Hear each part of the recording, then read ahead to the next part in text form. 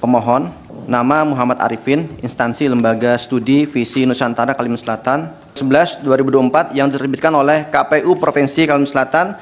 Sebagai informasi, pemohon Lembaga Studi Visi Nusantara Kalimantan Selatan merupakan lembaga yang dibentuk dan berada di bawah naungan Yayasan Visi Nusantara Maju.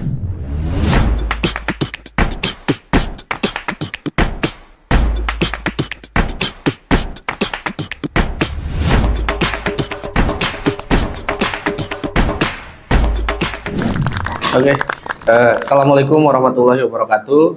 Selamat datang kembali di channel YouTube kami di Venus Forum. Hari ini kita akan berbincang santai kembali dengan dua tokoh muda. Ini masih muda juga nih ya. Di sebelah kanan saya ada Pak Jerry Sumampau dan sebelah kiri ada Bung Arifin gitu. Nah, kita akan berdiskusi hari ini tentang Pilkada Kota Banjarbaru yang ada di Provinsi Kalimantan Selatan. Ya, kita ketahui bahwa ada fenomena di Pilkada Kota Banjarbaru itu, yaitu diskualifikasi salah satu pasangan calon. Dan yang lebih menariknya lagi, ketika sudah dilakukan pungut hitung, ada kemenangan 100% ya. Ya, 100% karena suara yang lain itu dianggap tidak sah. Dan hari ini Bung Arifin itu salah satu pemohon gitu ya, yang mengajukan ke Mahkamah Konstitusi tentang Pilkada Kota Banjarbaru itu. Nah, Bung Arifin, kira-kira bagaimana yang melatar belakangi atau proses ya Bung Arifin ini itu mengajukan gugatan ke Mahkamah Konstitusi tentang Pilkada Kota Banjarbaru? Baik, Bung Rizky, terima kasih atas sambutan hangatnya. Kami di sini sebagai pemantau pemilu kada yang sudah terakreditasi oleh KPU Provinsi Kalimantan Selatan, Lembaga Studi Visi Nusantara Kalimantan Selatan, saya selaku koordinator. Memang kalau kita berbicara pemilu kada di Kota Banjarbaru, yang terjadi hari ini begitu ramai, bahkan sampai viral se-Indonesia. Artinya Pilkada Banjarbaru ini merupakan bentuk dari keresahan bersama, karena mengingat peraturan-peraturan yang KPU RI turunkan itu tidak sesuai dan tidak diharapkan oleh masyarakat, khususnya di Kota Banjarbaru. Memang proses sampai saat ini kita menggugat ke MK itu begitu panjang. Nah, bermula dari penetapan calon wali kota dan wakil wali kota Banjarbaru itu ada dua, paslon 01 dan paslon 02. Hingga waktu pemilihan itu di tanggal 21 Oktober 2024, pasangan calon nomor urut 1 itu melaporkan bentuk kecurangan terhadap paslon nomor 2. Dan yang melaporkan ini adalah wakil wali kota incumbent. Wakilnya yang bertarung berarti beda. Memang. Jadi setelah laporan itu diajukan ke Bawaslu Kalimantan Selatan. Nah, karena waktu itu pada posisi tersebut Bawaslu Kota Banjarbaru itu memang sedang lagi penanganan pelanggaran. Jadi otomatis Bawaslu Kalsel yang ambil alih itu perkara itu. Nah, ini setelah tanggal itu, setelah lama proses itu, lalu Bawaslu Kalsel mengeluarkan surat keputusan atau surat rekomendasi kepada KPU Kalimantan Selatan. Nah, sehingga KPU Kalimantan Selatan mengeluarkan surat keputusan juga untuk mendiskualifikasi paslon nomor urut 2 karena dugaan pelanggaran penyalahgunaan tagline. Karena incumbent ini, Bung Rizky, beliau ini adalah seorang petahana atau wali kota saat ini. Jadi memang Kota Banjarbaru itu terkenal dengan kota idaman, tapi tagline-nya adalah Banjarbaru juara. Banjarbaru juara, betul. Nah, sehingga tagline tersebut digunakan paslon 02 untuk mengait suara masyarakat di Kota Banjarbaru. Oke. Nah, begitupun alur prosesnya sangat panjang dan rumit sekali. Dan tiba-tiba setelah keluar surat keputusan dari KPU Kalsel itu, hingga paslon 2 ini didiskualifikasi. Itu di awal-awal November. Nah, sehingga surat suara yang sudah tercetak itu ada ratusan ribu dan masih bergambar pasangan calon nomor urut 2. Oke. Nah, hingga datang putusan PKPU RI bahwa tidak ada kotak kosong atau kolom kosong di Pilkada Banjarbaru. Sehingga analoginya begini, pasangan calon nomor urut 1 itu berapapun suaranya, Ya. itu pasti menang. Bahkan satu suara pun pasti menang, Bung Rizky. Ya. Jadi ini salah satu bentuk presiden terburuk lah di demokrasi kita di Indonesia hari ini. Makanya semua mata pengamat itu tertuju kepada Banjarbaru. Oke, siap, Pak Arifin. Jadi tadi Bang Jerry bahwa di Pilkada Banjarbaru ternyata berarti 2 incumbent dia mencalonkan dari paslon yang berbeda. Betul. Wali kotanya 02, wakilnya 01. Betul. Dan 02 ini dilaporkan oleh wakilnya. Betul. Karena menggunakan tagline yang sama. Betul. Gitu. Nah, kalau dari segi pengamat demokrasi nih, Bang Jerry, dari mulai proses pengaduan, didiskualifikasi sampai tidak adanya kolom kosong atau 100% suara untuk kemenangan yang 01 ini, bagaimana pandangannya Bung Jerry? Iya, memang Pilkada Kota Banjarbaru ini menarik ya. Ini presiden pertama dalam sejarah pilkada langsung kita kan, karena pada hari H ini kita nggak tahu nih ini calon tunggal Ya. atau bukan, gitu kan? Jadi status pilkada ini nggak jelas dia. Abu-abu. Iya kan, yang ikut hanya satu calon. Ya. Karena satu calon diskualifikasi tadi itu ya. Lalu PKPU itu mengatur bahwa coblosan terhadap pasangan calon yang sudah dianggap tidak sah itu dianggap tidak sah sebetulnya. Artinya dengan sendirinya suara itu masuk ke pasangan calon nomor urut 1 tuh. Jadi ini problemnya, karena PKPU itu sudah melegitimasi kemenangan sebelum ada pencoblosan. Oke. Itu kayak Arifin bilang tadi kan. Ya. Jadi satu orang aja yang memilih pasangan calon nomor 1 tetap menang, karena yang lain yang mencoblos yang nomor 2 itu, yang surat suaranya memang masih ada tanda gambarnya, itu dianggap tidak sah. Ya. Gitu. Jadi ini yang membingungkan sebetulnya. Nah, saya kira sudah bagus kalau itu ke MK ya, karena MK nanti akan memperjelas kalau ada yang model begini ke depan, itu paling tidak mungkin ada solusi MK di sana. Seperti apa itu dilakukan? Nah, memang begini, diskualifikasi itu terjadi dalam kurun waktu kurang dari sebulan sebelum hari H. Ya. Meskipun di belakangnya kita tahu ada permainan lah ya. Kenapa diambil waktu kurang dari sebulan sebelum itu, gitu ya, supaya tidak ada kemungkinan untuk ada calon lain. Oke. Gitu ya, karena dari awal kan Banjarbaru itu mau didesain calon tunggal sebenarnya. Oh. Cuma karena ada putusan MK 60 ya. Ya. Nomor 60 itu, ya akhirnya dia nggak jadi calon tunggal. Bisa mencalonkan. Ya, gitu ya. Kalau nggak ada putusan MK itu sudah pasti calon tunggal. Itu karena dukungan terhadap incumbent wali kota itu sudah pasti nggak cukup. Gitu. Jadi maksud saya begini, ini memang bagian dari permainan politik lokal, gitu ya, yang kemudian berakhir seperti itu, gitu.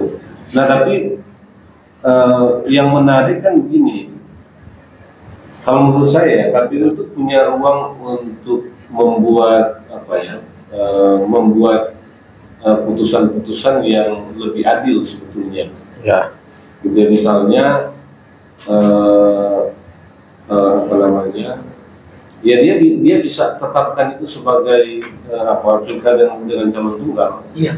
Ya. Jadi lawannya harusnya Iya, kota kosong. Tapi kan kepentingan politik yang di sana itu kalau calon tunggal Ya. ini bisa kalah. Oke. Gitu karena kota kosong bisa menang. Ya. Gitu. Pertama memang wali kota ini incumbent itu cukup disukai masyarakat. Oh. Cukup disukai sebetulnya. Oke. Nah, cuma dia tidak connect dengan ya kekuatan-kekuatan ekonomi lokal, ya politik lokal, ya sehingga nggak dikehendaki sebetulnya. Ini yang membuat keputusan diskualifikasi itu Bawaslu apa KPU? Bawaslu itu mengeluarkan rekomendasi Rekomendasi. KPU Kalsel. Nah, yang menetapkan Yang diskualifikasi kualifikasi itu KPU. KPU. Tapi KPU udah bener, Pak. Iya, Kayak kalau gitu. kalau itu betul. Jadi memang kewenangan untuk mendiskualifikasi pasangan calon itu ada di KPU. Ada di KPU, Pak. Ya, Bawaslu itu sifatnya merekomendasikan. Oke. Jadi memang bukan kewenangan Bawaslu mendiskualifikasi calon, gitu ya, bahwa kan Bawaslu setelah memeriksa dia mengatakan bahwa ada kesalahan di sana. Ya. Penggunaan Tagline apa tadi? Banjar baru juara. Banjar baru juara. Lalu dia rekomendasikan bahwa itu bukan ada kesalahan. Nah, cuma KPU itu sebetulnya kan banyak ada beberapa kemungkinan bisa dilakukan. Misalnya diskualifikasi aja wali kotanya. Oke. Itu kan karena incumbent-nya kan wali kota. Iya. Misalnya, yang wakilnya ini, calon wakil wali kota ini bukan incumbent, misalnya. Jadi Ya, diskualifikasi salah satu calonnya. Ya, jadi satu orang diskualifikasi karena yang terikat dengan itu. Meskipun kita bisa berdebat bahwa ini paket gitu ya. Ya. Gitu. Lalu kalau bicara paket juga, calon wakil wali kota yang incumbent itu kan juga bagian dari paket Ya, paket pemerintahan sebelumnya. Pemerintahan sebelumnya. Cuman tidak menggunakan tagline itu kan, yang 01. Bukan kan yang gunakan tagline itu mereka berdua. Sebelumnya. Oh iya, tapi ketika dia Kampanye cuman 02 doang kan. Tapi penggunaan tagline itu kan bisa. Gitu. Jadi memang agak membingungkan bagi KPU untuk mengambil keputusan yang lebih clear menurut saya. Karena dinamika politik lokal yang memang cukup kuat. Yap. Gitu. Dan itu tadi sejak awal didesain sudah calon tunggal. Tapi pemilu sebelumnya belum ada ya yang didiskualifikasi H-30. Walaupun misalkan meninggal atau sejenisnya itu. Enggak, setahu saya belum pernah ada. Belum pernah ada ya. Ada yang saya lupa itu, setahu saya belum pernah ada yang diskualifikasi. Berarti memang kasus baru yang kalau peraturan sesuai dengan aturan memang karena satu bulan kurang itu kemungkinan untuk melakukan cetak surat suara ulang itu kan sudah rumit lah. Yap. Ya, karena itu disiapkan sebelum 1 bulan bisa. Ya. Artinya apa? Tanda gambar pasangan calon itu nggak bisa lagi dihilangkan dalam surat suara. Ya. Tetapi PKPU yang mengatakan coblosan terhadap pasangan calon yang diskualifikasi itu dianggap tidak sah. Terus sebetulnya keliru sebetulnya. Oke, siap. Saya balik lagi ke Bung Arifin, perihal pengajuan ke MK-nya. Ini kan sudah sidang pendahuluan ya, gitu. Sebenarnya tuntutannya itu apa tuh, gitu kan? Apa goalnya ketika kita mengajukan gugatan itu, maunya apa sih di Banjarbaru? Ya. Menarik juga sebetulnya, karena statusnya ini bukan calon tunggal. Ya. Siapa yang punya legal standing untuk menggugat? Kan itu nanti akan jadi pertimbangan MK, meskipun karena ini belum ada presiden sebelumnya. Ya. Ruang MK lebih bebas. Ya. Dia bisa menentukan pemantau punya legal standing, gitu. Ya. Dia bisa menentukan pasangan calon juga punya legal standing, gitu ya.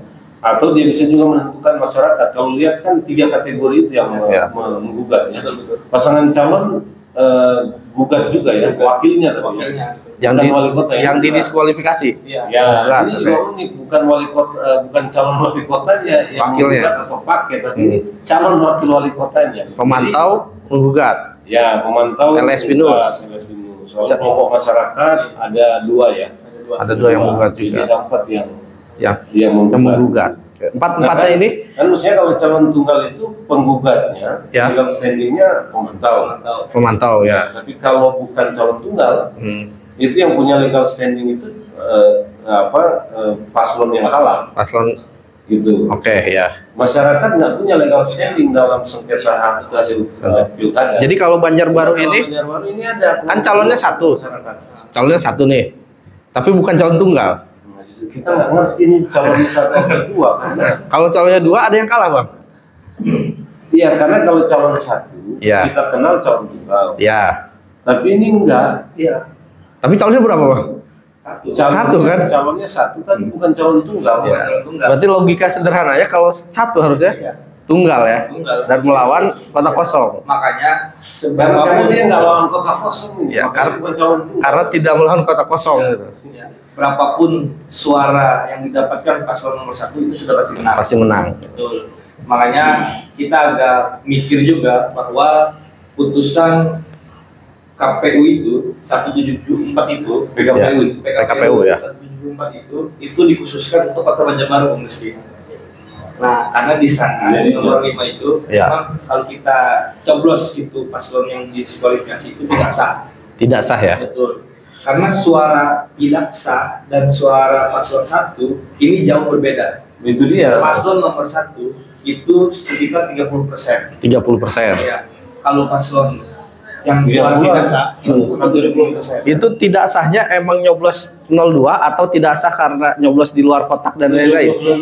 02. Nah, itu coblosan 02. Betul.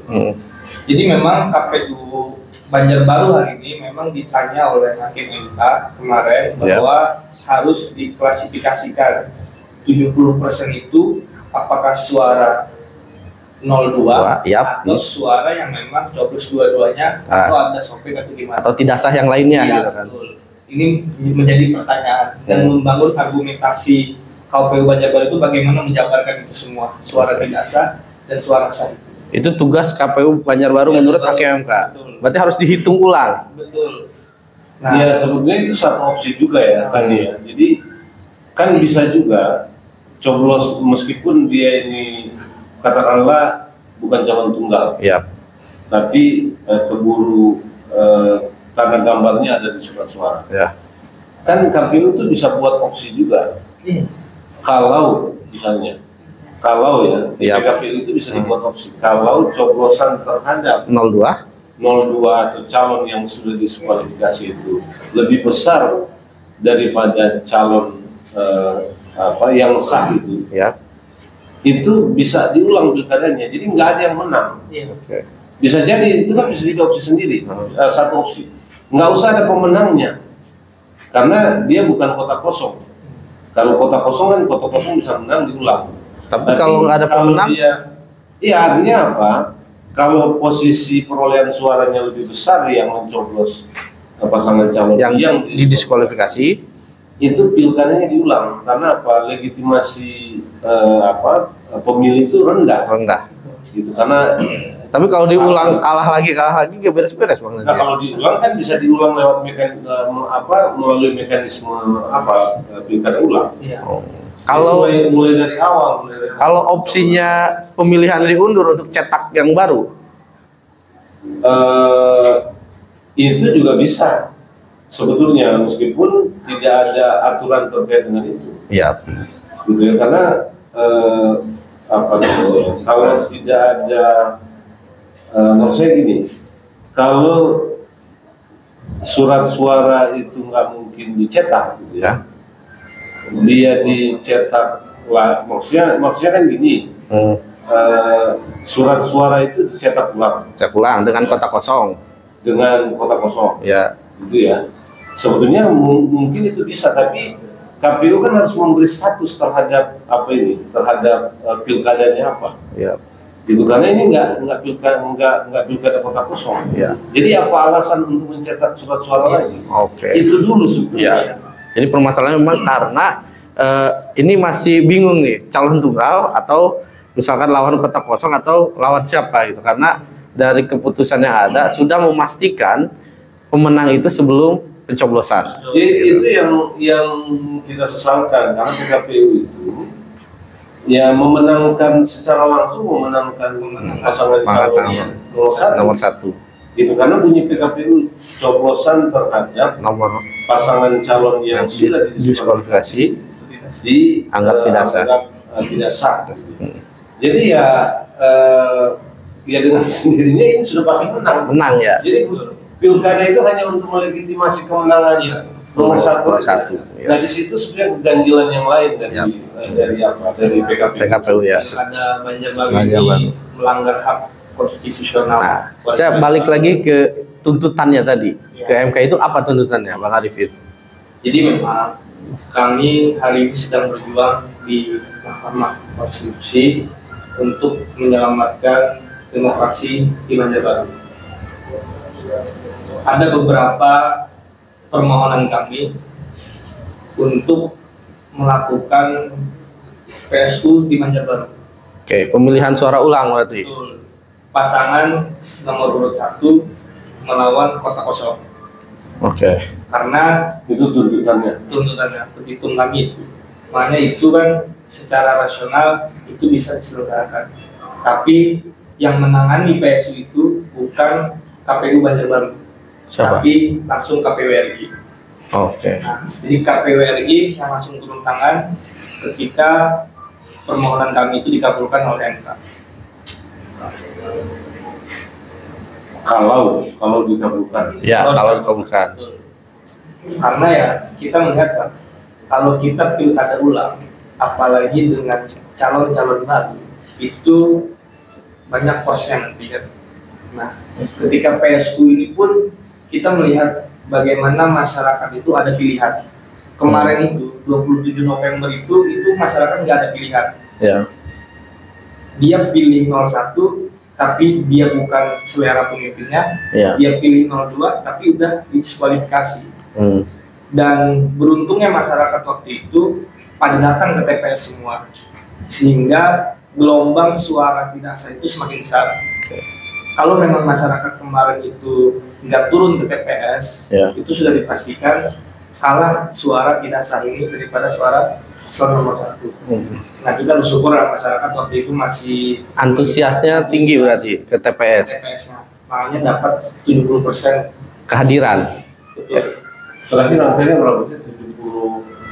Terakhir 60-an ya? Suara paslon 01 itu sekitar 36.135. 36.000. Suara tidak sah itu 78.736.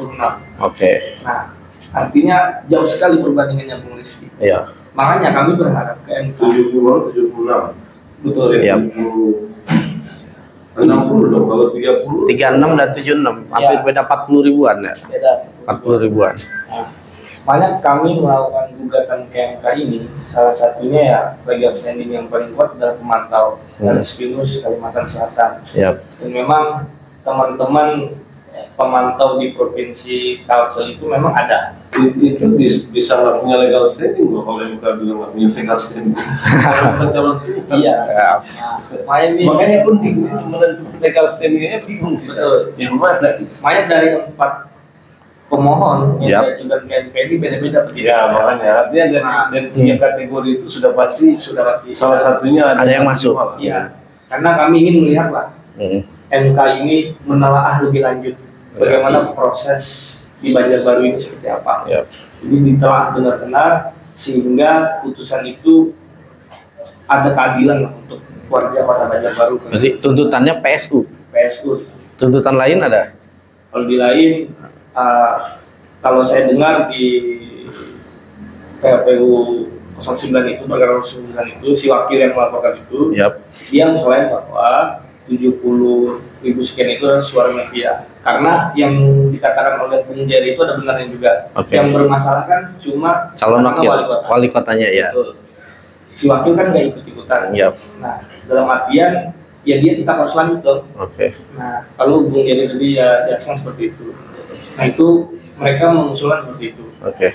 Nah, yang lain rata-rata sama seperti kami mau pilkada ulang lagi. Pilkada ulang ya. Nah, Dengan melawan kota kosong. ya, sebelum ke Bung Jerry nih, nah ini kan tentu pengajuan ke MK itu sudah beberapa minggu yang lalu, gitu, setelah pemilihan ya, setelah pemilihan. Nah, di situ kan ada dinamika, gitu kan, dinamika. Adakah yang memang menawarkan misalkan cabut aja tuntutannya atau gimana? Gitu. Gimana dinamika di sana? Memang ya kalau kita pola-pola tipis itu pasti kondisikan sini ya. Makanya teman-teman pemantau kami, aktivis-aktivis di Kalimantan Selatan itu udah pada diam. Oh, di. Nah, koordinator LSP Nusantara aja yang nggak diam-diam ini. Oh, gitu. Ini memang ada resiko dampak itu, dan tentu saya sendiri pun harus mengukur bagaimana menindaklanjuti perkara-perkara ini, dan kami konsisten dan komitmen bersama warga Banjarbaru untuk terus lanjut dan memperjuangkan hak-hak demokrasi di Banjarbaru, khususnya di Kalimantan Selatan. Bahwa kita pastabikul harot. Nah, makanya banyak juga kami kan Bung Jerry dan Bung Rizky, kami kan nama posko kami itu adalah Tim Hanyar. Tim Hanyar. Kepanjangan dari Haram Manyarah. Haram Manyarah ini bahasa Banjar yang artinya jangan menyerah. Jangan menyerah. Haram Manyarah wajah sampai kaputing. Nah, artinya kita jangan menyerah. Nah, beberapa teman-teman di posko kami dapat kiriman yang tidak mengenakan. Wah. Tidak mengenakan Bung Jerry. Apa tuh? Salah satunya bentuk pengancaman yang memakai foto di tim posko kami. Itu ada tulisan, kalau mau, saya bahasa Indonesia ya, Yap. kalau mau karir panjang jangan ikut-ikutan. Oke. Intinya mau membunuh lah. Us. Nah, itu semakin Tapi dengan bahasa Banjar. bahasa Banjar. Nah, rumit memang. Ya. Tapi ya bentuk perlawanan ini harus terus kita lanjutkan. Karena kami merasa hampir 70.000 suara rakyat di Banjarbaru ini kalau tidak ada memperjuangkan itu tidak ada gunanya juga. Ya. Artinya kita harus benar-benar berkomitmen lah dengan warga. Makanya kami maju ini, KMK ini atas dorongan dari 70.000 rakyat tadi. Banjar. Sehingga kami bisa sampai di titik ini. Dan kami berharap bahwa putusan MK ini bisa dikabulkan.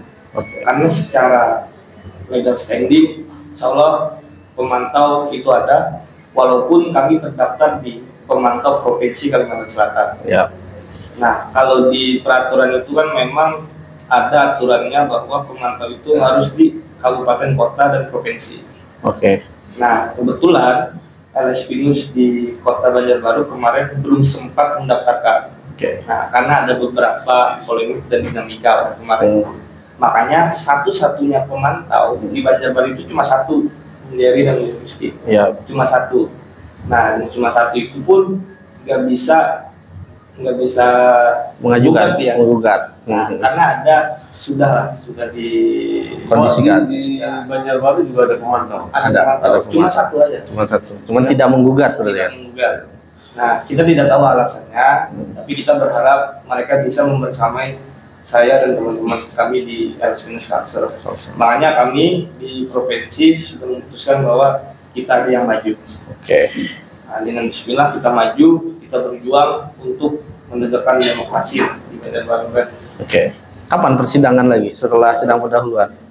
Kemarin itu sidang pendahuluan, jadi memang kita bakal dipanggil lagi setelah 3-7 hari kita tunggu itu. Oke. Nah, insya Allah putusan ini semakin menarik karena Hakim MK kemarin Pak Arif itu tertarik dengan penjabaran Prof Denny dan Pak Fajri waktu itu, kuasa hukum kami, karena beliau bilang betul juga analogi Prof Denny ini. Ya. Kalau satu suara saja yang didapatkan paslon nomor 1 itu sudah pasti menang. Pasti menang. Nah, ini menarik nih. Nah, hingga ditayangkan di media-media, hingga kami optimis lah bahwa permohonan kami bisa diterima.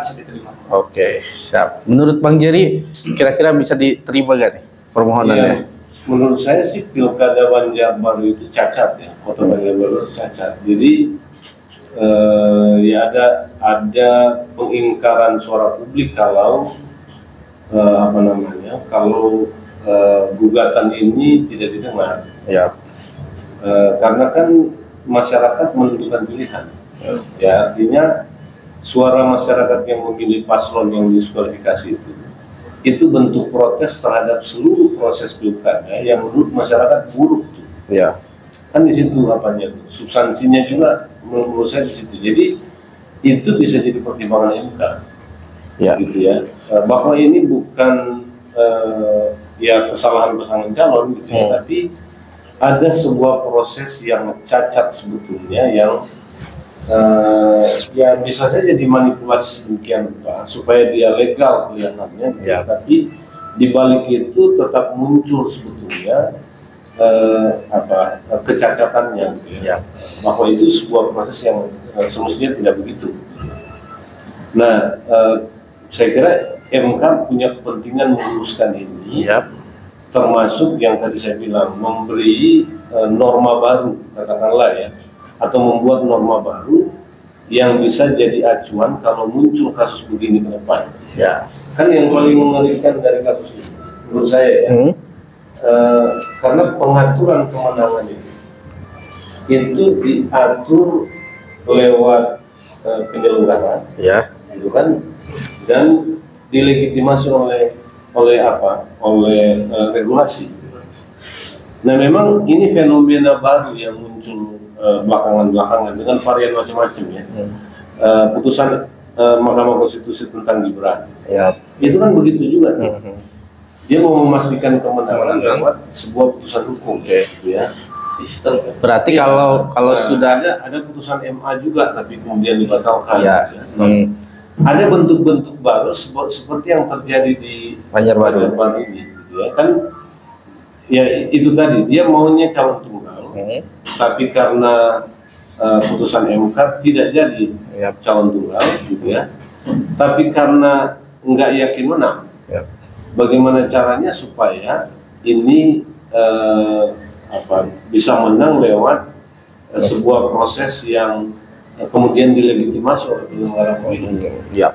Itu karena tadi dia nyoblos satu aja udah pasti menang. Ya. Berarti kan sekarang pemilihan sudah dilakukan. Pengajuan sudah ke MK sudah gitu. Bahkan ada 3 pengaju ya, berarti pemohon. 4 pemohon. Salah satunya dari LS Pinus, Bang Arifin. Berarti keputusan itu sekarang keadilan untuk masyarakat Banjarbaru, tinggal menunggu putusan MK kan? Saya kira di situ justru menurut saya putusan MK ini menjadi penting. Menjadi penting berarti kan, keadilan meluruskan kecacatan demokrasi yang berlangsung di Banjarbaru. Oke. Ini kan prosesnya sudah mengecewakan publik. Oke, berarti sobat Finus Forum, kita tinggal tunggu saja kira-kira putusan MK untuk pilkada di Kota Banjarbaru, baik itu yang diajukan oleh Bung Arifin lewat Lembaga Studi Visi Nusantara ataupun 3 pemohon lainnya, mungkin dalam 1 bulan ke depan ya, gitu akan ada keputusan-keputusan gitu kan. Dan di sini bincang santai kita akhiri untuk Kota Banjarbaru ini, dan kita bisa berbincang-bincang lagi dengan tema yang lain. Terima kasih Bung Arifin, terima kasih Bung Jerry, gitu kan. Sampai jumpa di channel atau di tayangan yang lain di Finus Forum. Saya akhiri. Assalamualaikum warahmatullahi wabarakatuh.